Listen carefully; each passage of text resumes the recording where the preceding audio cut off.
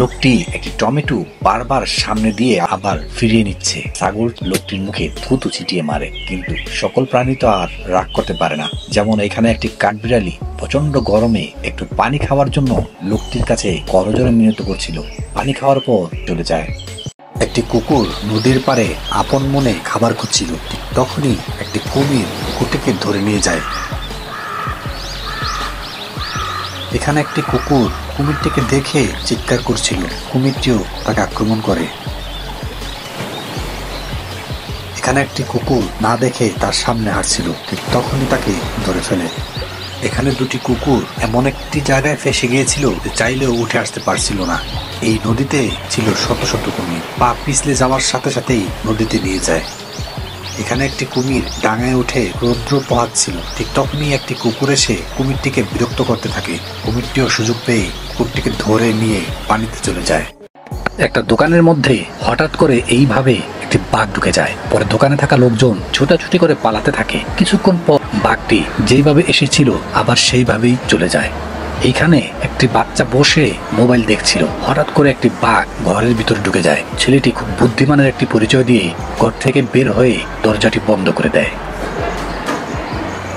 দুটি হরিণ তাদের শিঙে জড়িয়ে নদীর মধ্যে পড়ে ডুবে যাচ্ছিল।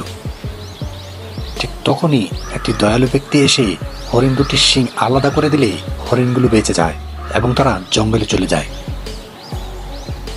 সকল ব্যক্তি তো আর এরকম দয়ালু হয় না। এখানে এক দয়ালু ব্যক্তি পানির স্রোতের সুযোগ নিয়ে খাওয়ার জন্য ওই মাছগুলো সংগ্রহ করছিল। এই মহেশের তিনটা পা, একটা পা কোথায় গেল? এখানে মূলত এই মহেশের দলটি এই নদীটা পার হয়ে এই পারে এসেছিল। এই মহিষটাকে কুমির আক্রমণ করে বসে। বেচারা মহিষ বেঁচে আসছে ঠিকই, কিন্তু একটা পা হারালো। যদিও এই জঙ্গলে এই পা ছাড়া বেশিক্ষণ বেঁচে থাকতে পারবে না। ঘটনাটি ইন্ডিয়াতে। একটি পরিবার এইভাবেই তারা পাশে থাকা রেল লাইনটি ক্রস করার জন্য এই মহিলাটি যখন রাখতে গিয়েছিল তার মালপত্র পুনরায় নেওয়ার জন্য খুব দ্রুত আবার রেল লাইনটি পার করতে চাইছিল। একটুর জন্য তার প্রাণ বেঁচে গেল।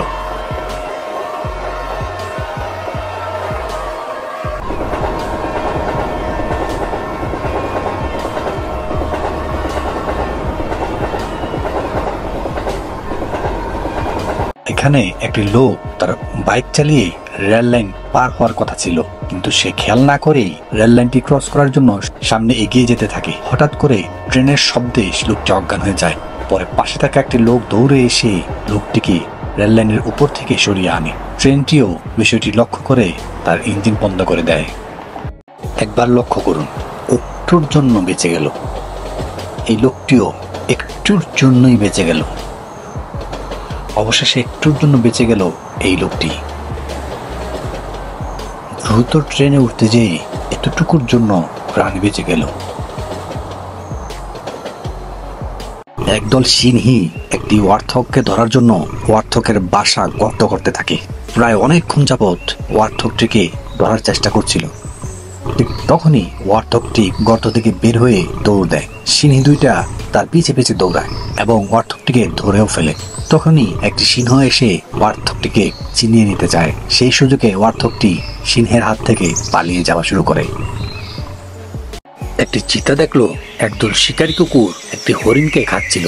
চিতাটি শিকারটিকে নিয়ে একটি দূরে সে একটি গাছে উঠে গেল। কুকুরটি তাদের শিকারটাকে ফিরিয়ে আনার জন্য অনেক চেষ্টা করলো। ঠিক তখনই সেখানে উপস্থিত হলো একটি সিংহ।